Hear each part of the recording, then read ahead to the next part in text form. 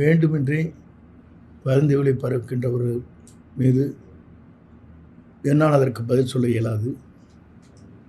ஏனென்று சொன்னால் அது போன்ற நிகழ்வு நடைபெறவில்லை என்பதை தெரிவித்துக் கொள்கிறேன். சார், அப்போ திட்டமிட்டு உங்கள் மீது வதந்தி பரப்புறாங்கன்னு சொல்கிறீங்களா சார்? குற்றச்சாட்டு வைக்கிறீங்களா நீங்களே? இது போன்ற செய்திகள் வருகிற போதே நேற்றும் முன்தினமும் நான் அதற்கான தெளிவான விளக்கங்களை குறிப்பிட்டேன். இருந்தபோதிலும் தொடர்ந்து நேற்று மாலை சில பேரை சந்தித்தாக குறிப்பிட்டார்கள். என்னை பொறுத்தவரையிலும் இன்று வரையிலும் குறிப்பிடுகின்ற யாரையும் நான் சந்திக்கவில்லை என்பதும் நான் இந்த நேரத்திலே தெளிவாக தெரிவித்துக் கொள்கிறேன். இதுபோன்ற வதந்திகளை பரப்பி எனக்கு ஒரு அவப்பெயர் வர வேண்டும் என்ற நோக்கத்தோடு சில பேர் திட்டமிட்டு இந்த செயல்பாடுகளை செய்து வருகிறார்கள். அது எனக்கு மிகவும் வேதனையளிக்கக்கூடிய ஒன்றாக இருக்கிறது என்பதை தெரிவித்துக் கொள்கிறேன். சார், இப்போ நீங்கள் அதிமுக பிரிஞ்சு போனவங்களை ஒருங்கிணைக்கணும்னு நீங்கள் சொல்கிறதுனால உங்கள் மீது வதந்தி திட்டமிட்டு பேரை கெடுக்கணுங்கிறக்கா பண்ணுறாங்கன்னு சொல்கிறீங்களா சார்? அந்த மாதிரி இல்லை, என்னுடைய நோக்கம் எல்லோரும் ஒருங்கிணைக்க வேண்டும். புரட்சித் தலைவி அம்மா ஆட்சி மலர வேண்டும். கோடிக்கணக்கான தொண்டருடைய கனவு நிறைவேற்றப்பட வேண்டும் என்பதுதான் என்னுடைய முழுமையான நோக்கம். அந்த நோக்கத்திற்கு சில பேர் இதுபோன்ற வதந்திகளை பரப்பி அது உண்மையிலே வேதனை அளிக்கக்கூடிய ஒன்று.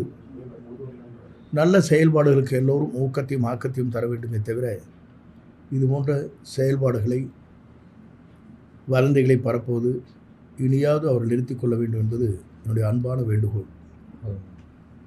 சார், இந்த மாதிரி வதந்திகளை பரப்புறது யாருன்னு நினைக்கிறீங்க சார்? நான் யாரையும் குறிப்பிட்டு சொல்ல இயலாது. யார் பரப்புகிறார்களோ அவர்களே நிறுத்தி கொண்டால் நலமாக இருக்கும். சார், இதை நீங்கள் ஒரு எச்சரிக்கையாகவே சொல்கிறதா எடுத்துக்கலாமா சார்? வதந்திகளை நிறுத்திக்கணும்னு சொல்கிறது, ஏன்னா இது வதந்திகள் அப்படிங்கிற சூழ்நிலையில் எச்சரிக்கை அல்ல. அந்த நண்பர்களுக்கு அன்போடு நான் வேண்டுவது, நான் ஏறத்தாழ 45 ஆண்டுகள் அரசியல் வரலாற்றில் தூய்மையாக பணியாற்றியிருக்கிறேன். விசுவாசமுள்ள தொண்டனாக இருந்திருக்கிறேன்.